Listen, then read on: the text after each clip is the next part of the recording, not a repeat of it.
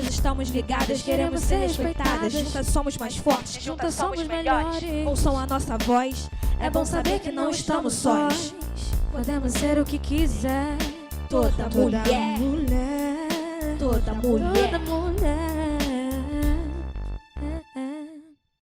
Olá, no programa Toda Mulher de hoje, nós vamos falar sobre uma iniciativa virtual que surgiu durante a pandemia do novo coronavírus para ajudar mulheres a enfrentarem um grande problema, o alcoolismo. Segundo dados do Ministério da Saúde, o consumo do álcool entre a população feminina cresceu de 7,7% em 2006 para 11% em 2018. As internações de mulheres por causa do uso abusivo da substância também aumentaram em 19% entre os anos de 2010 e 2018. Para falar sobre esse tema, eu recebo no programa de hoje a idealizadora do coletivo Alcoolismo Feminino, Graziela Santoro. E converso também com a psicóloga especializada em dependência química pela Unifesp, Cláudia Leiria. Graziela, eu queria começar conversando um pouco com você, né? Você é alcoolista em recuperação e eu queria que você contasse um pouco como é que foi esse processo de descobrimento para você, como você se descobriu uma pessoa alcoolista. Na verdade, o alcoolismo, né, é uma doença que a gente nega, a maioria das pessoas nega, porque o álcool é uma droga lícita, né? Então eu demorei muito tempo mesmo, até porque eu bebia, a minha bebida de escolha era o álcool, era cerveja, né? E as pessoas acham que só por beber cerveja você não se torna dependente. E, na verdade, você se torna. Eu me tornei dependente e o meu fundo de poço, como a gente costuma dizer, veio através da violência doméstica e através de um limite que a minha mãe me colocou, porque eu negava, mesmo passando por situações assim, de abuso, né? Situações de muita vergonha, situações de passando por coisas que eu não passaria estando consciente, sóbria, mesmo assim eu negava. Então eu precisei de uma intervenção que veio através da minha mãe, e aí sim eu fui buscar ajuda, mas eu busquei ajuda muito contrariada ainda, né? E eu fui para uma sala de 12 passos e lá dentro eu realmente entendi a minha doença e tive aceitação e me rendi ao problema. Doutora Cláudia, a Graziela contou um pouquinho dessa experiência dela, da negação, né? É muito comum essa negação, principalmente as mulheres alcoolistas, elas costumam realmente negar esse problema? A negação, ela é muito presente, né? No caso de dependência de álcool, porque a negação é uma forma da pessoa proteger o uso, né? Então, ela precisa negar para continuar tendo aquele comportamento. E em relação à mulher, isso ainda é mais prevalente, porque existe muito ainda o estigma, né? A mulher ainda sofre o estigma por ser uma mulher alcoólica.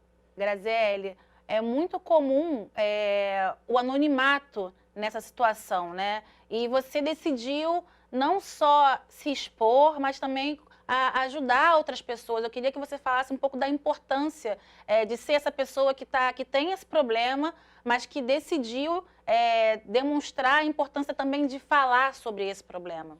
Justamente pelo que a Cláudia falou, do estigma, né? A gente já vive uma sociedade muito masculina, né? Como é dito, né? A gente morre só por nascer mulher, né? Então a pressão social em cima da gente é enorme, né? As questões emocionais também são fortes, né? Eu falando por mim, né? Eu sempre me cobrei muito, né? É mãe, é profissional, é esposa, uma série de coisas. Então, durante muito tempo na minha recuperação, eu via mulheres entrando em recuperação e não conseguindo ficar por vergonha, por medo. por preconceito, por muita culpa, e isso sempre mexeu muito comigo. Então, chegou uma hora que eu falei, não, por que o anonimato? Por que que eu tenho que... Eu até entendo e respeito a questão do anonimato, tá? Acho importante para muitas mulheres que estão no início da recuperação, mas eu acho importante a gente levantar essa bandeira, sabe? De falar, olha, é uma doença. Eu poderia ser uma diabética, mas eu sou uma alcoolista, a minha doença é essa, né? Eu não vou me culpar e me matar e me prejudicar mais por eu ter uma doença. E é essa a nossa missão, sabe? A missão do nosso coletivo. Não sou só eu que saiu do anonimato. Outras mulheres se juntaram a nós e saíram do anonimato para levantar essa bandeira, para mostrar para essas mulheres que ainda estão envergonhadas e com medo e se culpando de que é uma doença e é uma doença progressiva. Então, elas precisam procurar ajuda para tratar a doença, né? E como a Cláudia diz, né? Trocar a culpa pela responsabilidade de construir uma nova vida, uma vida que é possível ser feliz sem o álcool. Então, é isso, assim, a gente tem essa vontade, essa missão no coração de falar para essas mulheres que estão sofrendo ainda.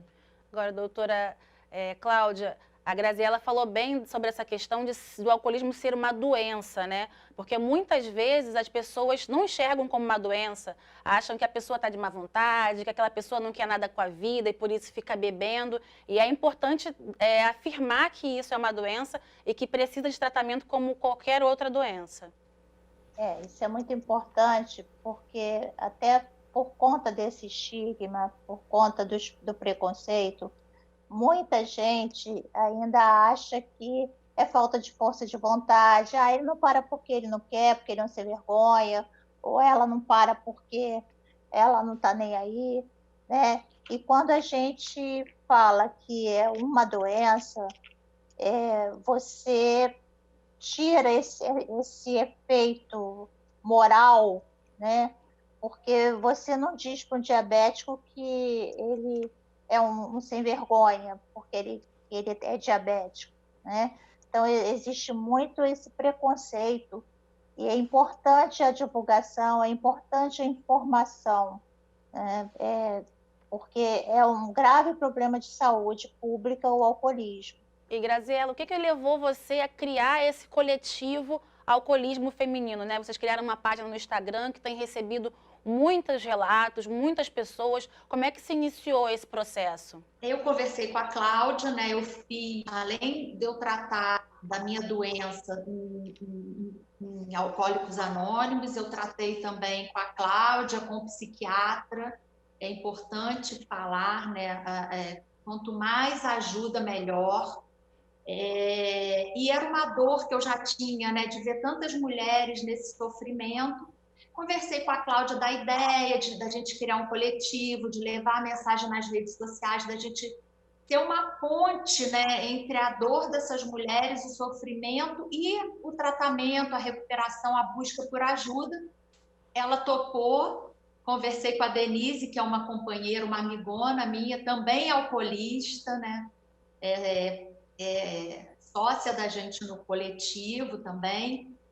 No início, é uma das fundadoras do coletivo, e elas toparam. A gente foi para as redes sociais. Eu acho que a questão da pandemia, né, a gente costuma falar em sincronicidade, a gente teve esse desejo, e a pandemia, junto com a pandemia, e a gente foi para as redes sociais, as mulheres começaram a pedir ajuda, a gente criou um grupo de WhatsApp. Hoje são, na verdade, 5 grupos, divididos por regiões do país. Tem um grupo específico para mulheres LGBT, né? Que também está funcionando, assim, e a gente vê a gratidão dessas mulheres, porque falar em alcoolismo em mulheres já é difícil, falar Alcoolismo em mulheres, né, LGBTQ+, é mais difícil ainda, né? Então, hoje a gente tem em torno de 160 mulheres em recuperação. A gente faz reuniões, né, com elas, a gente conduz essas mulheres, acolhe e conduz para que elas busquem ajuda profissional e ajuda em grupos de 12 passos. Mas basicamente foi isso, assim, a gente sentiu, eu senti no coração, já sentia há muito tempo no coração isso.